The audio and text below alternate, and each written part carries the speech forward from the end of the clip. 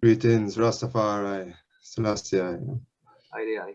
Thanks. Greetings, Majesty. Yes, I. Selassie the That's First. Julio. Give thanks. Majesty, Majesty blessings. Rastafari greetings. Yes, I. Greetings to one and all. I don't know how many of them there, but yeah, not so firm with the technique there, but yeah, We work. people coming in. We just have a couple of more minutes, maybe. Let's try to see if more ones are joining the session. I see family from Wars and Empower Collective is here. I think everybody's here. Greetings, Rascot, Papa Elliot, Brother Mike, and of course we have Ras Flaco. Yes, so I think it's fair to give a couple of more minutes to see if more ones are joining the session, and then we can start. Yes, I. Yes, I. Greetings. Greetings, Rastafari. Selassie. Yes, I think I and I can start the session, and I think that if more family is going to join, they can do it at their time, and there is Congo Bryce here that is responsible for the technical side of it, so it will be ready to let them in. So first and foremost, greetings in the divine name of His Imperial Majesty Emperor Haile Selassie I, the King of Kings and Lord of Lords, the conquering lion of the tribe of Judah, the elect of God, the light of His word, the earth rightful ruler. Haile Selassie, greetings of love, peace, and prosperity, and give thanks for joining the session of today. And I hope and pray that everything that will come up in this session will be food for thoughts and will be good to inspire once along the way of Rastafari, and it will be important for the perception of how Rastafari as a movement is treading and is dealing with topics, important matters like the protection of the elders, the support of the elders. So I pray that this conversation will be held according to the inspiration of His Imperial Majesty and the manner and the royalness and the education and the dignity of I Rastafari people. And my name is Ras Julio, and I will be the chair of this meeting. The Ras Flaco is really the mind behind all of this. This series of conferences are a brainchild of ancient Flaco Tafari from Jamaica. And we have today the honor and the pleasure of hosting a project which has been working since many years now. I think is about 15 years, and the project is called Word, Sound and Power Collective, and has as aim and objective the support, the help for Rastafari elders in need along the globe. So we have the blessings of having the board of Rastafari, of Word, Sound and Power Collective present today here. So we're going to have a reasoning, and members of the board will explain a little bit about the history, the works of the project, and the second part of the session will be dedicated to the humanitarian side of the Rastafari Creed in general. So there will be obviously space for questions and answer and reflections, and every input is very welcome. Every creative and upful energy is very welcome, as the general topic of today is really humanitarian, is the core and the essence of I&I Liberty. That means basically help who is in need. Without further introduction, I think that we can go ahead, and I just one technical thing while we have the session. If you're not talking, please mute your microphone. Otherwise, we might have sometimes some background noise. So we usually do like that.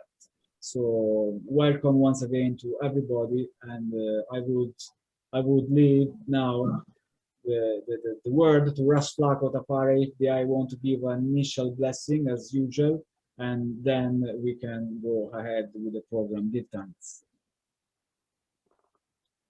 Rastafari. It's good to reason, and it's good to see ones with similar mindset. Because what we want to achieve is what we can do within our lifetime. And we are taking the baton from those who are trod before I and I, which is very important.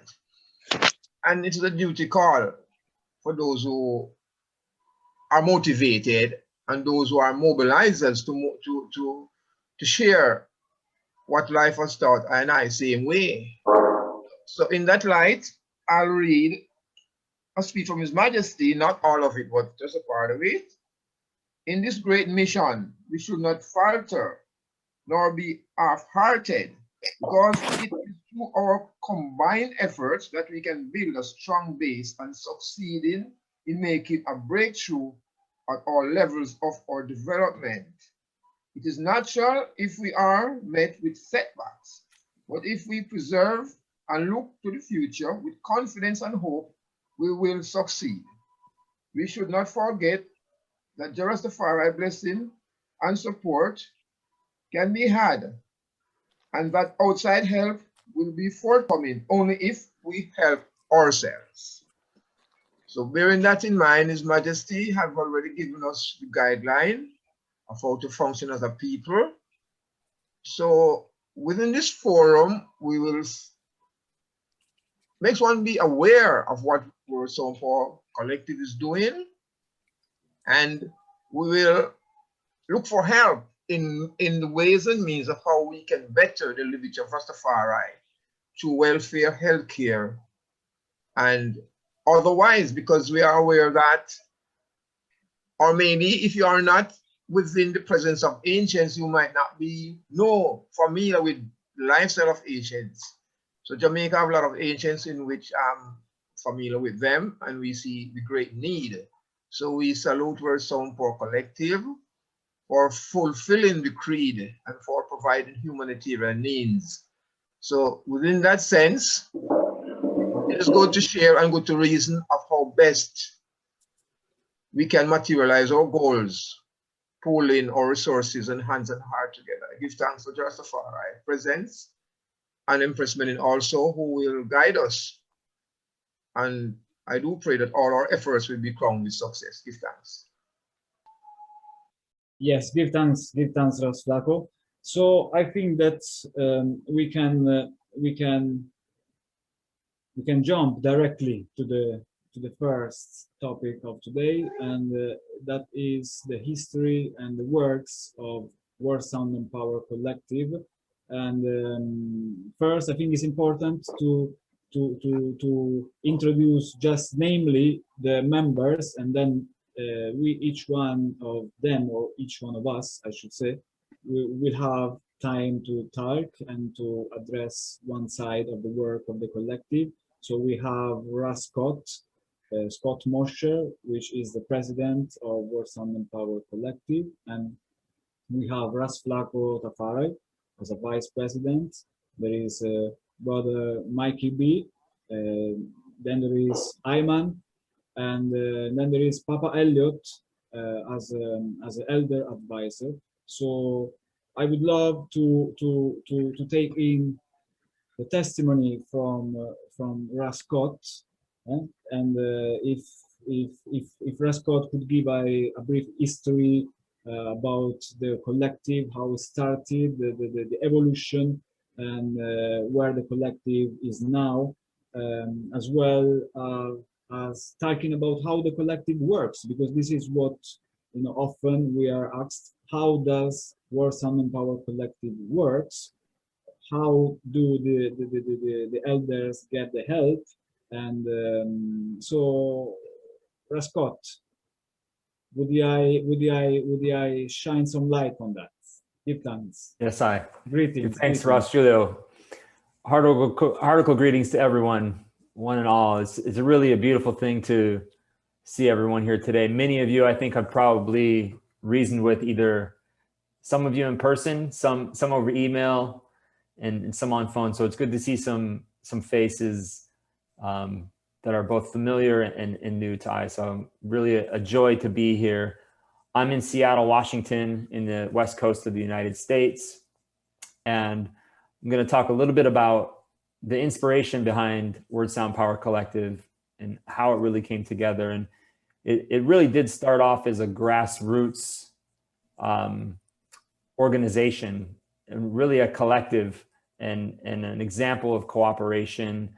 There were several groups, mostly spread around the US in the beginning, of Ross, brethren and sistren, that were organized in their own communities, but not necessarily connected. And as social media began to proliferate, we started to see more Ross on social media, like all of I and I here today, which had not happened before then. And so we began to make these connections with ones globally, as far as Russia and South America, and really see that many ones were asking some of the same questions, as we sort of got beyond some of the reasonings about theology and personal philosophy. The reasonings all really started to point to, how do we fulfill the creed and what is the best way to do that? And it was really blessed the way that reasoning started to form, and basically everyone involved early on in those days really identified protecting the aged as probably the most urgent need, as we were seeing elders that were really because of the suffering that they suffered in times like Coral Gardens atrocity, and just generally not being pushed aside in society, that really felt like that was where the efforts should be focused. And there was a particular speech that His Imperial Majesty gave where he said that man's ingratitude to man is often manifested in the willingness to relegate human beings to the scrap heaps of life when they enter the twilight of their careers, and stronger arms are found to replace them. And I know that the elders that we know and that have influenced all of us in our trod, whether we know them personally or not, should not be relegated to the scrap heaps of life, but should be elevated, should be taken care of, should be protected, and really honored for the works and the trod and the testimony that they bring to the trod. And that's really for everyone, whether you've had an opportunity to reason with the elders directly. There is an elder tradition that's based on respect and knowledge and wisdom that is passed through the generations. And for I had the honor of having elders like Ross Flacco, that I've known for a long time, to really teach I and I about the importance of fulfilling the creed. And so that was really where the reasonings began to focus, how to protect the aged. And actually getting money for the elders was a more difficult thing in the beginning, because you don't know who to trust. How do you send it? How do you make sure they're getting their needs met? And but we began to basically manifest this idea that we want to support Rastafari elders. Word Sound Power Collective, as a collective of a loose grassroots collective of ones really across the world, began to really start to manifest that idea into the universe. And then, of course, His Majesty really provided guidance and brought people into that would help us do that. So Ross Flacco was one of the first ones who stepped forward, who was identified from another elder that we knew, that said, This is someone who's been helping elders for many years, who has a proven track record that is very trustworthy. Kind of mystically, Ross Flacco had a brethren in Seattle. And so we were able to link up many years ago in Seattle and start to reason about how would this work? How can we support Rastafari elders and start to organize the works towards that cause? And since then, we identified other elder advisors that would identify elders in need. So we have 2 elder advisors in Jamaica, Ross Flacco, who of course is on the board, but is also advising us to what elders need help and how best to help them. Then Ras Sassi, who lives on the other side of the island in Kingston area, helps identify elders in that area. We also have 2 elders in the US, but are Jamaican born. So Nana Faraika, who many of you probably know, and Ross Wayne Rose, who began to both identify elders in the US that were in need, but also because they had connections to Jamaica in different areas. Nana Faraika had, still has a lot of connections with the elders in Maroontown. And so that enabled I to support elders that were more difficult to reach for Ross Flacco and Ross Sassi. And then Ross Wayne also helped identify elders in Ethiopia. And through when he was in Ethiopia, but also with Ross Ruben Kush, who was our elder advisor in Ethiopia. So the work started to spread really far and wide and gather more support. As money began to come in, our focus has always been full transparency. So if anybody ever wants to see our accounting, we'll show them. And the board is all volunteer run. And we have always made it a point to say that every dollar that comes in is going to support an elder, and to provide that trust and transparency. Because of that, I think the works have grown.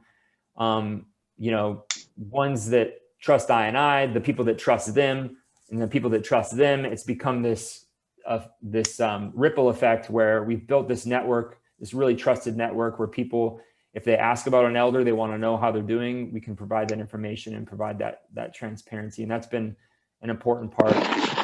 As the works grew, though, we also realized that we, as a grassroots collective, while that provided a lot of flexibility, we also needed to start to think about how we can do bigger projects, apply for grants. That's some of the work that we're doing right now, thinking about how can we grow the works beyond just, you know, helping one elder for a short period of time. How can we make these works more sustainable? And so that's when we decided to get an official nonprofit status in the US. And that's enabled us to also branch out further internationally and start to work with other nonprofits. And so we're starting to have some of those talks now about how do we grow the works? How do we make this more sustainable? I think the vision has always been, you know, if we can make the elders' work sustainable, then we can focus on other parts of the creed as well. How do we think about bringing the youths up so when they become elders, they're more self-sufficient? So those are a lot of things that we're identifying right now. There's 2 ways that the fundraising works. Essentially, we have a Ross fund, which is a Rastafari Incents support. It's a more general fund that's more focused on projects like if an elder needs a new house. We have built a few houses for elders. We built a house for Bongo Isaac. We built a house for Bob Roy, and have done other construction projects. So that's more like basic needs, food, clothes, and shelter, things that many ones, especially in the West, really take for granted. For those who have visited Jamaica or realize some of the situation that we see, those are things you can't take for granted. And so we use that fund to just assist ones that just need help in that moment, and maybe just need to wait for their farm crop to grow, and they need some funds just to kind of get them through that. And then we have the AMA fund, and really the AMA fund has been the primary fundraising effort, and that's the Ancients Medical Assistance Fund. And that's where, you know, for many ancients who haven't had access to any kind of medical care, as they enter their twilight years, starting to, you know, need more assistance on the medical side. So that's everything from, you know, natural medical assistance to other things that are more traditional medicine that they're in need of. So that there have been a lot of needs there. I think if you follow the collective, you'll see that a lot of the works are focused towards ancients medical assistance, helping ones with therapies, and it's also simple things like, you know, getting an ancient a cane or a pair of glasses so they could see properly. So really simple things to also helping with cancer treatment and helping them just be able to get diagnosis for the ailments that they have. And so the works have really focused primarily on AMA fund, because that's where the greatest need has been. Funds come in, oftentimes ones will say, I want this to go to the AMA fund or the Ross fund, which is fine. We can do that. We try to have ongoing funds there so that we don't have to do fundraising every time we have a need. That's the way it was in the original plan. Was we'd identify an elder, we'd put a call out, we'd raise funds in, and now we've gotten to a point where we have regular donors, some of which are in this meeting, who just continually donate. And, you know, ones who almost see it like a tithe, like this is just the money off the top that I give to the elders. And they've been able to, you know, also forge relationships with elders through that ongoing giving. And so those funds come in often through our website. That's the primary way. And then Mike will talk a little bit later about how some of the reggae works are bringing in funds as well, which has been a nice, consistent course of funds. And I think that would be interesting to hear from all the ones in the meeting today of other ways that we can garner funds. So, you know, while we have begun to get more consistent fundraising, there is still there's still often a need where those funds get depleted really quick. If we get 5 elders that have needs, basically the funds are depleted. And so then we have to sort of put out the call again. And so sustainability, I think, is the biggest thing. How do we sustain these works? How do we create an atmosphere where the elders can be self-sufficient themselves? That's something we reason about a lot. So I know that's a lot of information. There's a lot more to share, but just really thankful for the ones that have come today, for all the ones that have been supporting these works for the last 15 years. Really, these works are not possible without the full collective. And what I always like to say is, you know, while we have an organization of the board that helps run the Word Sound Power Collective, everyone is a part of Word Sound Power Collective. If you love elders, if you support elders, whether you're able to give a financial donation or not, you're a part of this collective, which is Rastafari supporting Rastafari elders. So I give thanks. Rastafari lives. Yes, Rascott, give thanks. Beautiful, beautiful testimony. So what we have here is a general description about the project, how the project works. So in the chat, you can find also Brother Mike just posted the link to the website. So I invite once and once to go and check the website out.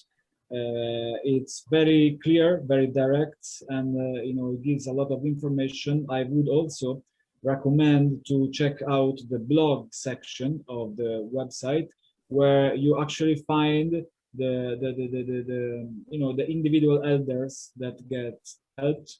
So there are stories, there are pictures, so you can also see the amounts of money that get donated, and for the reason why that money was given to the ancients. So when we look at the website, I also invite once and once to look at the impact that in few numbers says a lot of things. And I would love just to take 1 second before to pass on to Ras Flaco's testimony about over 14 years, more than 14 years of activity Word Sound and Power Collective has today, yeah, since the collective began as a grassroots efforts, like Scott said, and then grew up. And all this started in 2006. In these almost 15 years, we could say, over 250 elders projects have been supported. The collective works with elder advisors on the ground, like Scott just said, and the collective strive to identify both females and males, elder of Rastafari faith in need. So in these 15 years, 250 elders projects supported, and there is a clear idea also of the amount of money, which is $65,000 plus raised, collected around the globe to assist and help the Rastafari elders in need.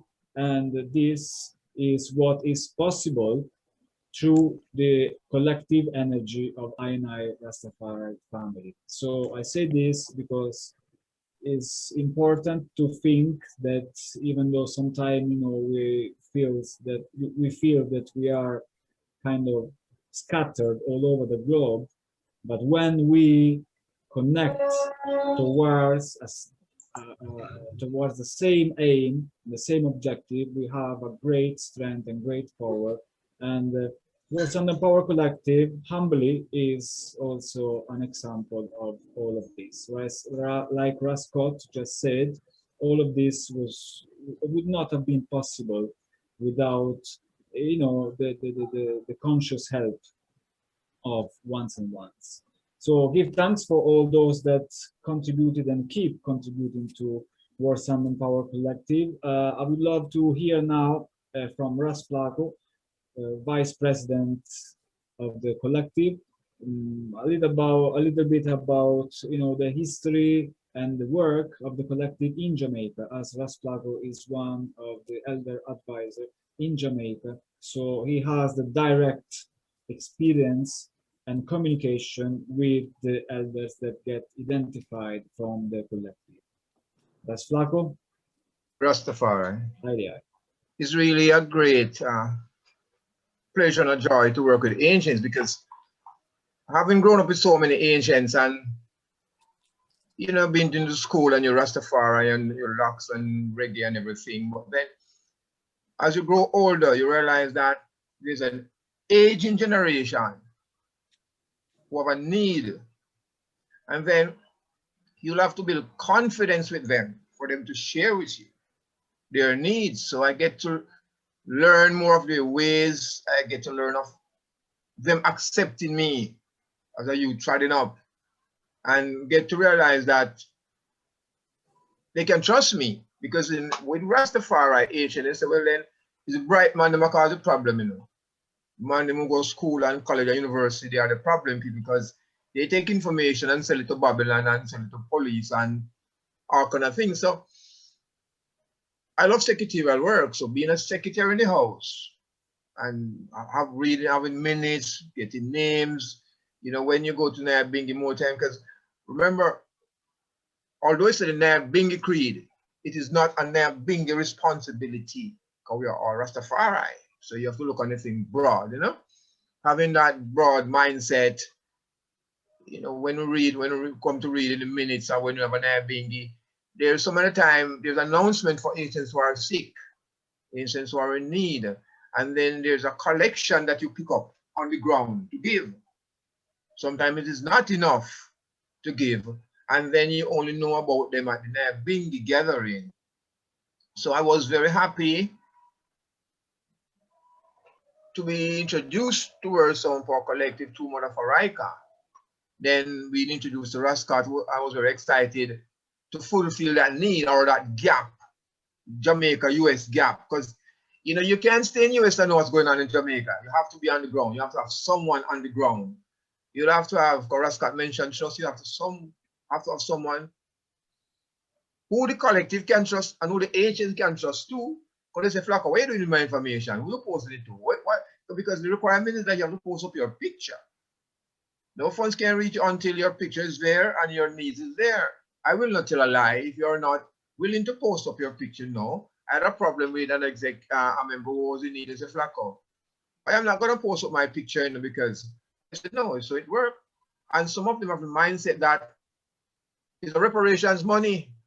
White man must pay up to slavery and so the money going to come and say, no, if you're genuinely sick and you're in need, we will help you. So there's a lot of bridging the gaps and confidence and you know, growing up into the thing. So what Rasta would say, I'm can't sick. You know, go doctor, ganja medicine. And I've been growing up and see over time, I'm an Asian too, and see many ones tried it. Rasta say, no go funeral. You drink too bush. But the illnesses now that we are faced with in Jamaica, a life-threatening illness, we would never know that Rasta will end up with cancer, end up with Alzheimer's, end up with a stroke, end up with his lung collapse because he smoked too much ganja, you know, end up with glaucoma, Rasta end up blind. So, gosh, there's something is wrong. So, having found so much people in so much dire need, I said, no, man. But the collective is why the collective said, if we can stop a little gap, even temporary, until the Rastafari collective comes in, you know, let's do it. So I was quite excited to see, you know, some boy flock, you know, food no want, you know, we have clothes, they're hungry. They'll come to the name bingy and they're happy and jump. After the bingy, no money, no food. But it's just the joy of being Rastafari. So that needs the collective try their best to fail. And I am the bridge now. I could sit to the agent and say, hey, what's your problem? And they sit. Sometimes I'm a son to them. I'm younger, but I become a son. Or you know, so they'll sit with me and explain. So you without prejudice, without partiality, with clarity, and I say, okay. But the greatest thing what I do, I visit now. I will visit the agent and sit. Reason. We cook together. Well, I usually smoke. I don't smoke anymore. So maybe I bring herb because I love to smoke. I will reason and then for a whole day. So wherein you're comfortable with the agent. Agents, I say, okay, I'm because a man who can trust him now. He's a man who, to his word, if he says that he's gonna get funds, there's no guarantee. If he say he's gonna help, there's no guarantee, but help will come sometime. So that's the way we go through the terrain, you know. But there are many, many obstacles. When we say, now being else match what word sound and poor give. There's no matching fund. There is no, I don't know if there's a jealousy because word sound poor collective is multi-ethnic. And they figure that, okay, if you're not black, you can't be Rasta. Them sort of levels there. Rastafari is not partial, but the greatest need is health now. We have His Majesty already. And many ones will resort to herbal medicines, but we find that without a medical checkup, you don't actually know what's going on. So what we say initially, I talk to agent, hey, do your medical checkup. Tell me what the doctor say. Show me a prescription and we can maybe fulfill part of the prescription. So we turn the table now to make it more practical in this age and time. So you can say, well, I'm sick. I say, what is the nature of your sickness? Oh, I'm sick. It's not good enough. Go to the doctor. Or go to the herbal specialist then. But that's how the groundation come with me and the agents don't want who we help. There was a case that Sister died. She went to the Bingy and Sister died. Serious case died. That on the Bingy grounds of Scottsbars. Sister left 2 children. Through some for collective, I was able to get funds for them to keep in school for 1 year. School books and so. But it's not, it's a rare situation wherein a parent died and leave the children without funds. So the needs is not really around ancients alone. It all depends on how you ground with ones in Jamaica. You know, last time I went to Negril and Reds, I never seen Reds about 5, 6 years. Reds had a stroke. Reds couldn't move. You know, he can identify me, yes, but he can physically move. So when you look at how best can we serve now? The funds is good enough. How best can we provide medical care? How best can we provide forums, health, and so? Because the general Rastafari, they don't like doctors. They don't like injections. They don't like to take blood. They don't like an ECG machine. They don't like nothing like that. So how can we build confidence as Rastafari family to agents who are in need, so that the doctor is not a scare, we're afraid of the doctor anymore. You can sit in the doctor's office, explain, and doctors will prescribe. When doctors prescribe, we could evaluate it and match it as an intelligent person and say, okay, is the doctor prescribing the right thing? Are these drugs available? How can we source these drugs? Or which are the alternative medicines now we can find for these cases? So the work has grown tremendously, and the need is great. When I look and see how many ones one need help, sometimes you wonder how we can fill a capacity. And that is why we have created the Rastafari Ancient Farm now, just to bridge a gap. Or as I say, feed out of your own vineyard. And when we look at Pinnacle, our Pinnacle was a Rastafari collective in housing, food, and shelter. But due to the destruction of Rastafari Foundation, you don't have those things anymore. So it's more like a marketplace where you have food is not organic. So when you look at what is causing these health problems, poor water, the fertilized food, poor housing, all those things. So it's a big, big work to identify. So if you could say, or we try to get land that we could provide medical facilities, a farm, a resident doctor and a nurse, because sometimes agents are so too remote, you can't reach them. And then you need money again to take them, a vehicle to the doctor to take them back. So sometimes when the funds come in, you only can buy food. You can't provide the full 100, So we need to do like a case study and see how best, or if you have a greater pool of funds, because sometimes you might notice on what is presented, there are repeated ones getting funds. Because the funds can go just fine, but sometimes they go back to our doctor. Doctor says, okay, you need 6 months treatment, you need 1 year treatment. So fine, say those who are recipients get additional funds just to carry them through. But then what happened after that? Because what happened in Rastafari, their blood family reject them. So you're Rastafari, let's help you, we have nothing to do with you. And I have cases where in Rastafari, their relatives cut their locks and end up in infirmary and die. So it is not just delivering funds, it's caring and trust and responsibility and accountability. The beauty about World Sound Power Collective, there's an accountability file. There's an integrity, there's a trust. See me? So it's all about building trust and building confidence and identifying those who are in need, wherein it's sad just to realize today that the sicknesses that Rastafari would never imagine they would get at Rastafari, they're having it. Rastafari didn't leave dead bodies. We have a problem with that too. They don't go funeral. We don't have a problem with visiting. Rastafari would say, hey, if you're sick, you're sin. We need to reverse that. So those who are actually sick don't come to the Airbnb. You don't actually see them. I have to find them. Because when I say flock of one ancient round there, so I visit, I get information. So a lot of groundwork, and building trust. Because it's sad that Rastafari, although Rastafari is live forever, sickness is a part of the thing. The chance of trial and tribulations will come. Sickness is a part of that trial and tribulation. You have to overcome sickness, you have to overcome that too. But you can't do it alone. We need ones who can say, okay, I'll help on this journey and make you feel more relaxed.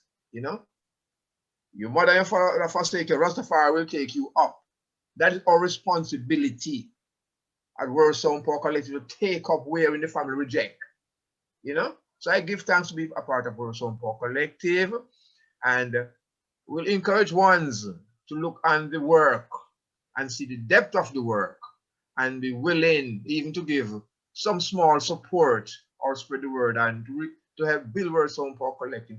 Remember, it is not in Jamaica alone. World Sound Power Collective wingspan, Ethiopia too, with the school, money. One's in England, one in Europe, same way. You see, but it's good to know that there's an organization that care. And we are not Nyabingi, we are not 12 tribe, we are not Bawashanti, we are Rastafari who provide care. And that's the beauty about it. We don't have anything attached to us. And that is joy. Because some people say, oh, I being get that and Bobo Shanti don't want to be a part of it. Moreover, some power collective is non-partial. There's no priority in who gets assistance, you know. It's not a priority list. Oh, you come first, you come second. If you're in, you're in. And we try to help as best we can.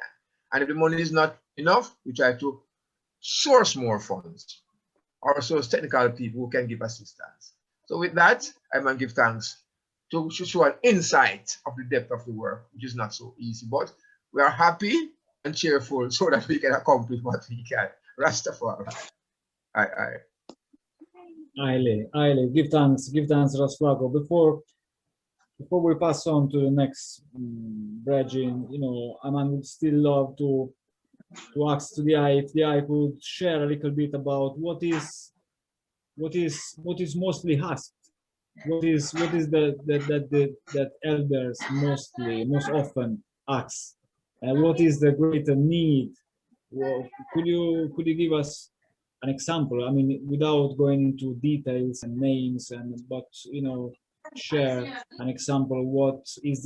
Which are the cases that they are most frequent? Okay. Regarding those who have come through the Karagarden atrocity, is housing, serious housing problems, and medical need. Housing for them too, and also medical, because those who have come to the Karagarden atrocity, they were brutalized and beaten, and they did not have any doctor. So those long-term injuries are present now. So maybe that's why some of the cancers, something go about. And in Rastafari, you'll have people, they would say, unemployed. And in Jamaica, you say you do bolo work. That means you might dig a pit toilet, you know, your pocket. You be the handyman or the truckman. You lift up bags of rice and flour, end up with an earner, or those kind of things. So therefore, that is it. But one of the greatest need now is food and nutrition for the ancients. Remember, they are not able to work. When they were younger, they're able to work, they burn coal, they sell on the road, you know, maybe cut coconut, sell sugar cane, sell fruits and vegetables and so on. So within the age of 60, 70, 80, people are having cataracts, people are getting stroke, not enough nutrition, even Alzheimer's now. Alzheimer's is one of the things that come in to it. So, and then they are rejected by their own family and Rastafari in general, who figure that, or maybe they are so stressed in themselves, they can't care for nobody else but themselves, see we. So I think most of the needs are domestic needs, you know. Food supply, spring water, you know, utensils, a clean sheet, soap, domestic, you know, toiletries. Yeah, you might look away, but that's how it is because our ancient don't work. Where am I going to get those things from? So the little money what comes in, you can go but so far. So what we will need now is to find ways and means to have just like Pinnacle again, a farm that you could put with peas and beans and carrots and pumpkins, so you could get a supply of food. So that need for food or nutritious food which is not fertilized, is available. And then people will supply other care. You know, you go in, you care for elders, you might find they need clothes to wash, or maybe provide a washing machine at a central point, so a laundromat. So they can get their clothes just to be washed. Maybe the locks will be washed same, because sometimes due to his sickness, he can't really care for himself that way. You know, so it's like these things. But the greatest thing for me, from my experience, housing and food. How best can we provide that? Because some of the ancients, they are paying rent. They are living in some little shack scene where shanty and without water, without sanitations, without electricity. You know, it's a great task, yes, but we'll have to see how best we can do it. The thing about Asians, you know, I listen to says the Rastafari, and he will find a way. You have confidence in that, and they will not tell strangers their problems. One ancient told me that very good story. He said, well, never have no food, you know, and neighbors watching what he's going to cook. So he put on his pot and he put scallions in it, scallions alone. And he keeps stirring and stirring and stirring and sipping. But there was only scallion in it. No food, because I didn't have any food. You know. So for this levity to proceed, and loneliness too. You'll have ancients there, they are there, nobody visit them. Matter of problem. Recently I went to Barbara Gates, and his neighbor told me that when Agent Barbara has passed, an ancestor now, he did not speak much. But when he wanted the sister, he go and knock the fence of the neighbor, and the neighbor will come and say, okay, Barbara, what do you need? They move to bear their wants. So if you can have a situation that you are visiting for the ancients now, and it's okay, this is my problem, I'm feeling pain that way, just somebody to provide comfort. That is good too, because most ancients are living alone, or they are living on family property, but their family don't take care of them. They're such a Rasta, you know. They will give you some meat to eat or some that to eat. They say, no, I don't eat that, so they don't trust him to eat from them neither. So if the agent can find his own food, or you have a good food supply, I think his life will be more productive. And then you have somebody, maybe his eyes dim, you can go and read of His Majesty's speech. Read and let him tell you some history, because due to I document a lot, you know, through Wisemind Publications, I get to learn a lot of things I could never learn. Just by sitting hours with an ancient, they can tell me. So that's how it is, you know. You have to say, okay, out of your daily work, find some time. If there's an ancient around you, find some time, reason and reach out. Reaching out is what makes ancient live a little longer. At least they have somebody who they can communicate with. If even the food is not there, but somebody who can visit, share a small morsel, just give a bread, give some rice or something, give some cooking oil, some coconuts, that will work. But companionship, remember, you know, ancients, some of them I know did not have a woman. And within the tribe, a woman couldn't trade with them, it was too rough. So they didn't have no companion, somebody didn't have a child, or their child gone, and say, okay, I don't want to be Rasta like you, you know, so I'm off. So I think it's a reality state that we are on to identify the needs, as I said, needs. I think food and nutrition is priority, and housing. Because we have tried for housing, but there's greater needs in Rastafari. Give thanks, Rastafari. This brings much more light on what is the work and how essential is also the work of Wisemind Power Collective in this case, but any humanitarian work that can, you know, help one another. At the end of the day, we are talking about being there for each other.